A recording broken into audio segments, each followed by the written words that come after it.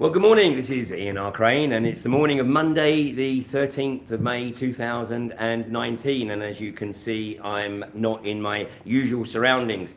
I'm actually in the conference room at the Horwood House Hotel as we enter the third day of the Alternative View 10 conference.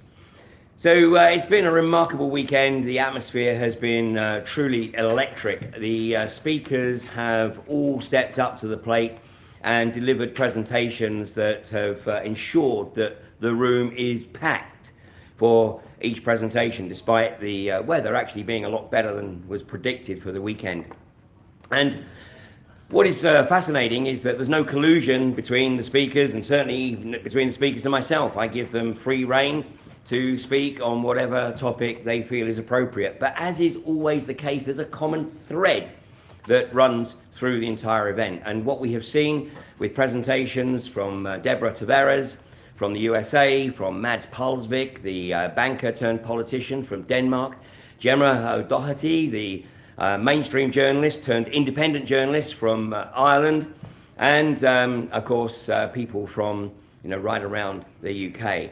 And it's been live streamed, and this has been a bit of an experiment for us. And for those people who have been watching on live stream, thank you for the patience you've shown. Yesterday morning we did have some unexpected technical difficulties, which fortunately my team here were able to resolve relatively quickly, actually. So we are up and running with the live streams again today. So this morning's schedule is opening with Mark Steele, who of course was in court on Thursday, as Gateshead Council are trying to get him jailed for breaching the injunction put in place by Judge Nolan last year. Now, the hearing was only scheduled for one day, but it didn't get to that point. So now Mark is back in court in Newcastle at the Moot Hall next Thursday. So obviously I'll be live again on Wednesday, and I'll remind people about that on Wednesday morning.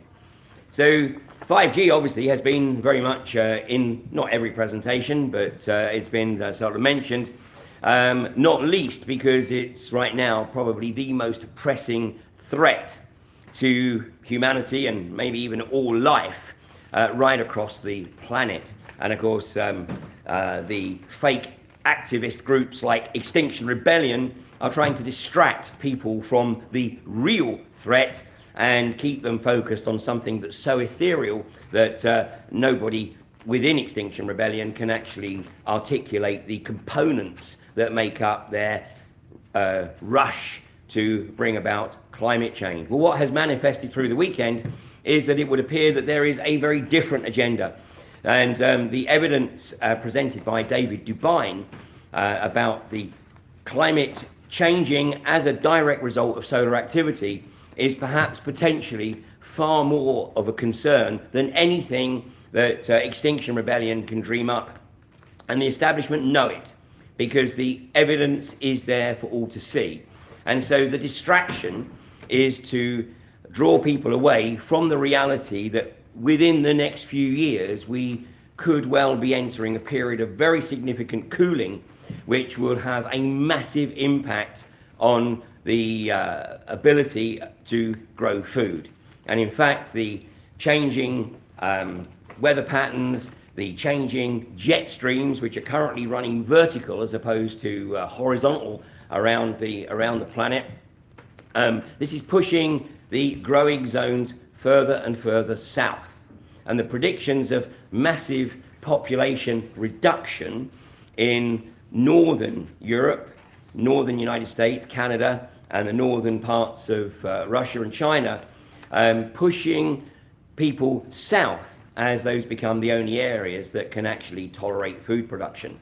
So David Dubine's presentation is very, very significant. And I think that it's something that we will look at trying to get up onto social media sooner rather than later, because of the criticality of the information that he is presenting. Of course, I've always been painted as a climate change denier, but that is so ignorant and arrogant and so one-dimensional, it's barely worth comment, because I've always acknowledged that the climate is changing, But what I refuse to be drawn into is that it is being driven by anything that man is doing. Yes, we are creating pollution, and yes, we need to address the component parts of that pollution, but that in of itself is minuscule in terms of what we are potentially facing over the next decade or so.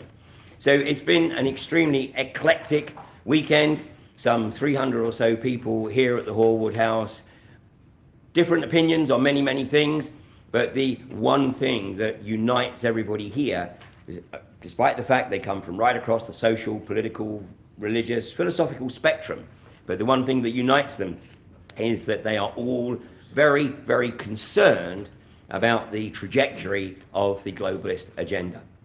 So, the live stream this morning will start with Mark Steele's presentation on 5G.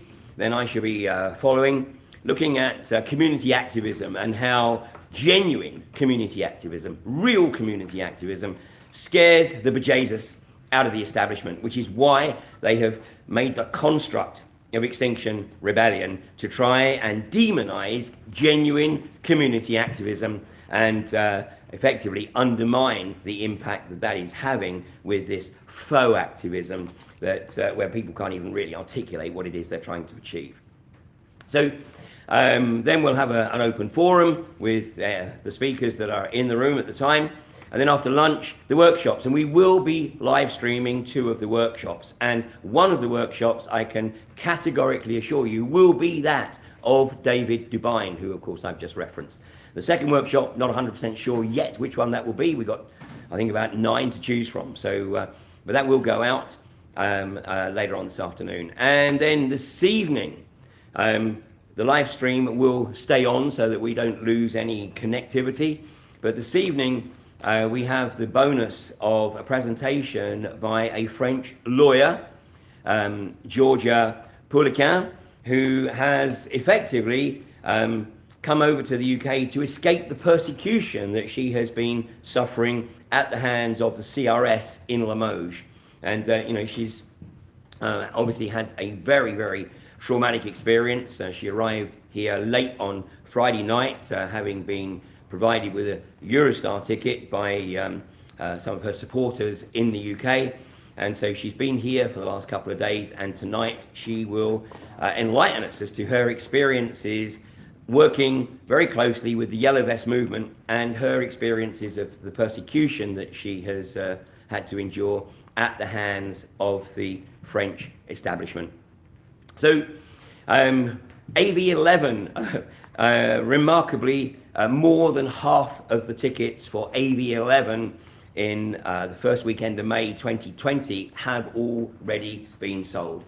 So if you are thinking about joining us at AV11, then you might want to give it some consideration sooner rather than later. The price currently is £150 for people booking online. So that's an early bird price. The ultimate price is £199, and of course, we get the cash flow. Then we know how many speakers, especially international speakers, that we can bring in to share their insights and analysis of what's going on and around the world. So, as you can hear, my voice is struggling a little bit. It's been a truly tremendous weekend. A lot of new people here. I think more than a third of the people here are here for the first time. And some of the regulars weren't able to get here because they left it too late to book their ticket, and some had booked a ticket but hadn't booked a room. So, they perhaps had to learn the hard way. Anyway, we are going to crack on. We're getting ready for the start up here at 9 o'clock, when the live stream will be going on very, very shortly. And if you want to sign up for the live stream, then go to the Alternative View website, www.alternativeview.co.uk. And if you scroll down, you will see the today's ticket purchase. So if you're buying just for today, don't click on the weekend unless you want to watch all of the other presentations through towards the end, from between now and the end of the month. If you just want to watch today's presentations, then click on the second screen as you scroll down, and then you will get a code that will enable you to tap into the live stream. So thanks for joining me this morning, and I will be back in a field somewhere at 8:30 on Wednesday morning. You guys have a great day.